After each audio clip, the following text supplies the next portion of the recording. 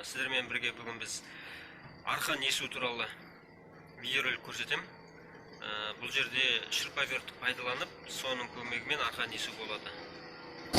Кәдімгі күнделікті пайдаланып жүрген шырпаверт көмегі қажет болады. Және басына шегені майыстырып осылай салып қоямыз. 12 шпагат жіпті алдық. Пресс жіп дейді бір жерлері шпагат жіп дейді. 12 шпагат жіп алдық, басын біріктіріп, екіге бөліп алдық. Осыны енді жеке-жеке айналдыратын боламыз. Мына жіптің арғы басын бір түйін, тура ортадан екіге бөлеміз, бергі басынан екі түйін жасап аламыз. Екеуін жеке-жеке айналдыратын боламыз.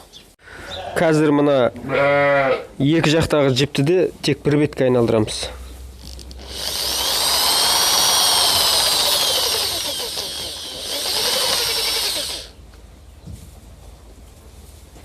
Дәл осылайынша қазір екіншісінде осы бетке айналдыратын боламыз. Біреусін айналдырып алдық. Оны жібермей, енді екіншісін айналдырамыз. Енді қолмен камераны ұстап тұрған ыңғайсыз болып тұр. Екеуін бір-біріне теңестіреміз былайынан. Асып кетті.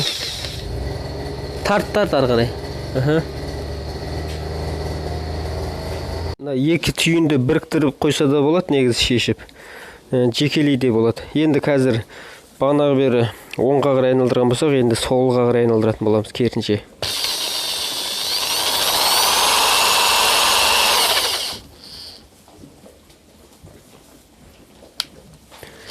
Және қайта оңға. Бері қарай әкел. Міне. Ой, төмен сүр.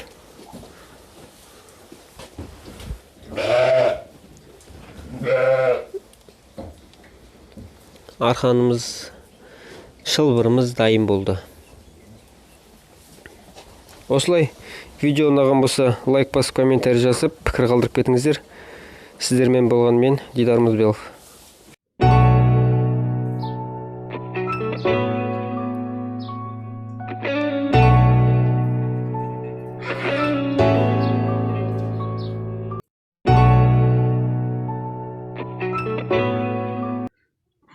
Ескі ноқта, төменгі жақтары шіріп кеткен. Соған жан беру үшін қайтадан мына арқылы қалпына келтіреміз.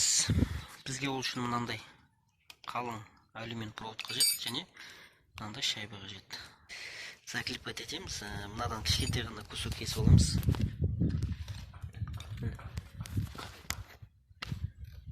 Осындай мөлшерде сол жеткілікті болады.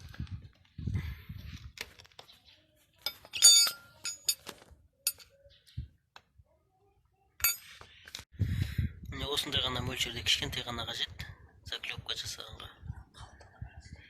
Енді ол мынаның қалыңдығын есептейсіздер. Мынау қаншалықты қалың. Осыдан шығып тұратындай. Шайбеден осыншалықты шығып тұрса жеткілікті. Екі бетінен де. Міне, заклепканы осылай өлшеп алып кескен дұрыс болады. Қазір біз мына жер қалың болады. Және мына шегені отқа қыздыру арқылы міне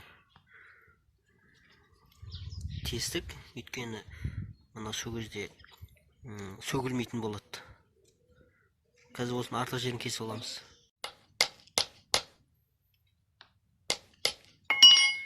Бетін теп-тегіс болғанша осылай міне.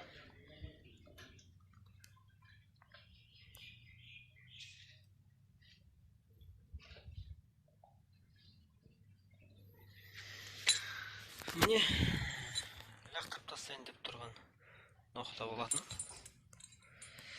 Қайтадан қалпына келтіріп қойдық.